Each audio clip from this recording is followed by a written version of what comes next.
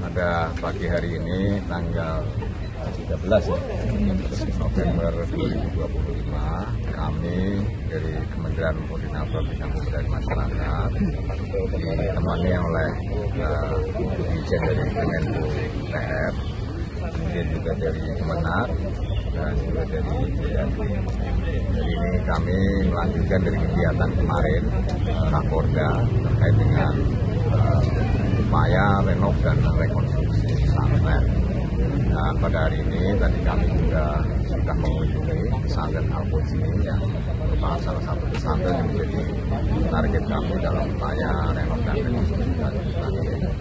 Dan tadi kami sudah menyampaikan terkait hal-hal yang mungkin harus dipersiapkan oleh pesantren, menyangkut administrasi, bagaimana proses renov dan rekonstruksi itu bisa dilakukan. Dan ini kami di sini melihat langsung lokasi yang mungkin sudah direncanakan hasil koordinasi khususnya Kemen PUPR dengan pihak pesantren terkait lahan yang akan digunakan untuk pembangunannya. Dan mudah-mudahan kami semua ini Kementerian Koordinator Bidang Pemberdayaan Masyarakat dengan Kementerian Teknis yang lain ini bisa mempercepat lah, karena kita tadi tahu di sana santrinya pun gedung yang sebesar itu dikosongkan dan santrinya ini kan ditempatkan di beberapa lokasi yang bisa. Ini menjadi prioritas kami juga dan sesuai instruksi Presiden yang melalui Menko PM itu bisa segera merealisasikan proses renov dan rekonstruksi. Mungkin itu dari kami, silakan dari Dirjen PR. Baik, kami dari Kementerian Pekerjaan Umum sebenarnya ada 3 Direktorat Jenderal yang terlibat. Kami sendiri dari Direktorat Jenderal Cipta Karya, kemudian dari Direktorat Jenderal Prasarana Strategis dan juga Direktorat Jenderal Bina Konstruksi. Dalam hal ini kami di Dirjen Cipta Karya ditugaskan untuk melakukan audit terhadap keandalan bangunan dari pondok pesantren. Dan ini juga termasuk salah satu penyelesaian yang akan segera kita laksanakan, di mana untuk pembangunan gedung barunya ini sudah akan segera kita laksanakan dalam waktu dekat. Nah, jadi perhatian pemerintah terhadap keandalan bangunan dari pondok pesantren ini ke depan akan terus bergulir. Tahun ini kami akan melakukan audit pondok pesantren 80 di pondok pesantren di 9 provinsi sampai dengan Desember 2025. Tapi tahun depan 2026 akan kami lanjutkan dan tentunya tidak hanya terbatas di 9 provinsi, tapi juga akan diperluas ke provinsi-provinsi lainnya.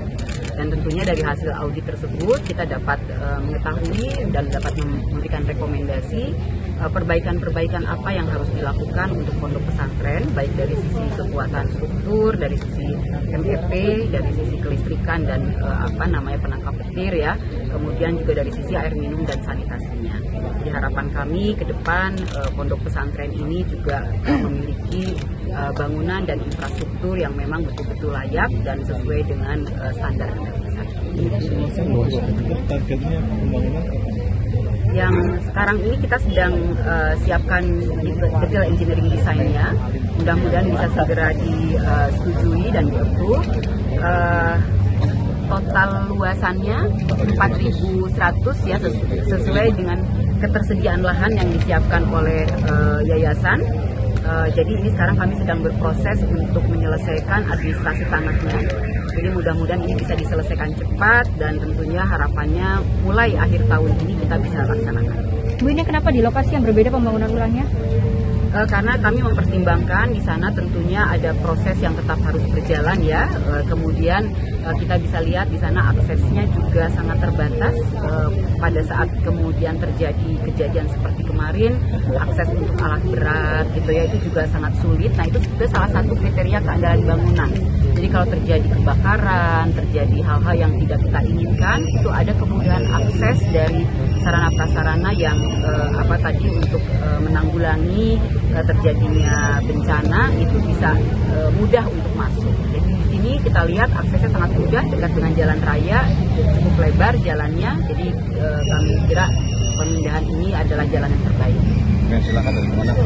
baik. Kita pikirkan ke depannya bahwa setelah sarana prasarananya jadi, maka tentu yang kita pikirkan adalah seperti apa penguatan sumber daya manusia pesantren di masa yang akan datang.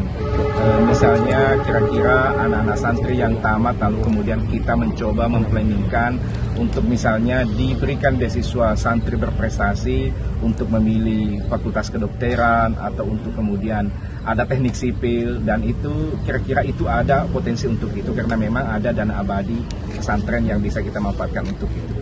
Terima kasih. Kalau untuk keberlanjutan pendidikan santri di Ponpes Al-Azmi Said ini seperti apa, Pak? Nah, sekarang tadi kami tanya langsung kepada Pak Kiai Abdul Salam. Alhamdulillah sejak 15 hari setelah peristiwa tanggal 29 September itu, langsung kemudian setelah distabilkan jiwanya anak-anak, trauma healingnya diselesaikan, lalu kemudian anak kembali belajar seperti sedia kala seperti hari ini.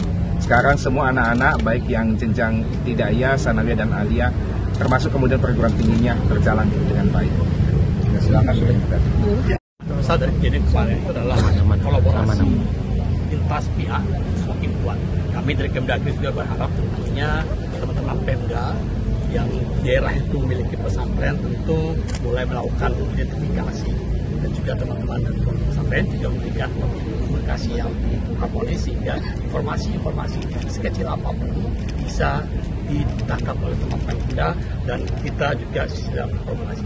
Hal penting tadi sampai oleh Kementerian bagaimana keandalan dari bangunan yang akan kita lakukan. Nah, kami di Kemdagri tentu saja akan mendapat teman-teman Pemda bisa segera memiliki Ponpes memiliki PBG-nya, persetujuan bangun. Karena ini menjadi syarat penting untuk menjamin kenyamanan, keamanan, dan keandalan dari bangunan itu. Jadi kami tentu saja dari Kemdagri akan sesegera mungkin, tentu saja dengan diskusi dengan para pihak dari Menko PM, dari Dirjen, dari Pak Direktur untuk menyelesaikan SKP 3 Menteri supaya memang PBG ini diapakan. Apakah dia akan kita nol-rupiahkan atau seperti apa? Mungkin dalam dekat kita akan bisa memberikan informasi itu sesuai dengan kita. Mungkin itu. Download Tribun X sekarang, menghadirkan lokal menjadi Indonesia.